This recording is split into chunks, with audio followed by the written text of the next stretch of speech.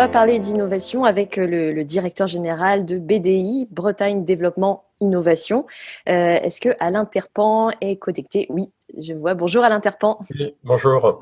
Donc BDI, c'est l'agence économique régionale qui a pour mission d'anticiper, d'accélérer là aussi les transitions. En quoi la biodiversité, justement, pour BDI, peut être un levier d'innovation en Bretagne? Moi, j'aborderai tout d'abord par l'angle par lequel on l'a pris initialement, c'est-à-dire l'angle du biomimétisme, dont il est quand même un peu question de plus en plus quand on voit tout ce qui est innovation et publication scientifique. Et je dirais que ce biomimétisme, c'est avant tout un appel à l'humilité. La nature a déjà inventé plein de choses et on n'a pas besoin de forcément les réinventer. Et on parle aussi de bio-inspiration pour s'inspirer de tout ce que la nature a fait. Alors, nous, on a mené pas mal d'actions de sensibilisation autour de la biodiversité, notamment dans le cadre de l'événement 360 possibles. Alors, les exemples de biodiversité pour que les gens, je pense que vous êtes tous familiers avec la biodiversité, donc le biomimétisme vous parlera et vous êtes forcément sensibilisés à ça, mais pour rappel, on connaît bien l'exemple de l'organisation collective performante des abeilles. On sait bien que aussi, si on revient encore, ça date pas d'hier, puisque on reprend les phrases de Léonard de Vinci, hein, scrute la nature, c'est là qu'est ton futur, et c'est comme ça que lui a inventé, en observant juste la nature, ces concepts d'hélice, de parachute, de planeur qu'on peut voir encore au Clos Lucé-Amboise. Même toujours dans le même domaine, hein, Clément Ader s'est inspiré des ailes de chauve-souris pour son planeur. Et toujours dans l'aérodynamisme, des innovations plus récentes comme le Shinkansen se sont inspirés de nez d'oiseaux pour augmenter la performance et l'aérodynamisme de trains grande vitesse japonais pour améliorer leur performance. Pour les activités de demain en Bretagne, vous me dites qu'elles sont aussi à chercher de ce côté-là, de la bio-inspiration, du biomimétisme. Et c'est vraiment un levier puissant d'innovation. Alors aujourd'hui, ça donne quoi? C'est dans les matériaux, où on a des matériaux ultra performants, vraiment directement inspirés de la nature. On peut penser à la peau de requin, toujours sur l'hydrodynamisme. On n'a pas trouvé de meilleur fil suturant que le byssus des moules, qui est imputrescible et non polluant.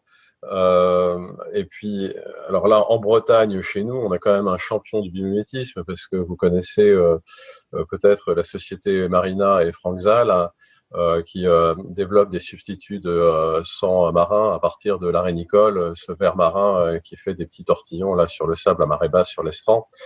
Donc on a vraiment une richesse dans la nature qui est un très très puissant levier d'innovation. Et notre enjeu à nous, BDI, Bretagne Développement et Innovation, c'est de faire en sorte que il y a pas mal de chercheurs et on a fait appel au CEBIOS, au Centre d'études d'expertise sur le biomimétisme, qui a été créé il y a 5 ans à Senlis, hein, et on a travaillé avec eux pour commencer à recenser l'ensemble des structures qui s'intéressent au biomimétisme en Bretagne, qui sont au nombre de 35. Et on s'aperçoit que c'est plus des gens qui sont dans la recherche. Et l'idée, c'est de le faire après atterrir un peu à la manière de Franck Zal et des Marinas dans la vraie vie. Alors ça, c'est la première. Ça, c'est vraiment la première manière dont nous on s'en a emparé. Et du coup, avoir de la biodiversité, forcément, si on tue de la biodiversité, on tue un On perd de levier. l'inspiration, oui. Vous disiez des opportunités, là, clairement économiques, entrepreneuriales, pour qui s'intéresse à ce monde de la recherche, parce que vous disiez que c'est encore plutôt localisé dans ce monde de la recherche, mais pour qui s'y intéresse, il y a sûrement des perspectives d'avenir assez réjouissantes. En quelques mots, au sein même de l'organisation BDI, qu'est-ce que vous faites, vous, pour la biodiversité? Est-ce que vous avez des actions dédiées? Alors, si on considère que le biomimétisme, c'est un peu de la biodiversité, on a déjà fait un peu.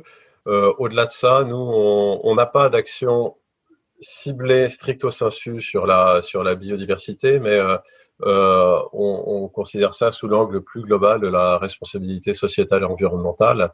Et là, on a clairement une mission du Conseil régional et la biodiversité fait évidemment partie des indicateurs de la RSE.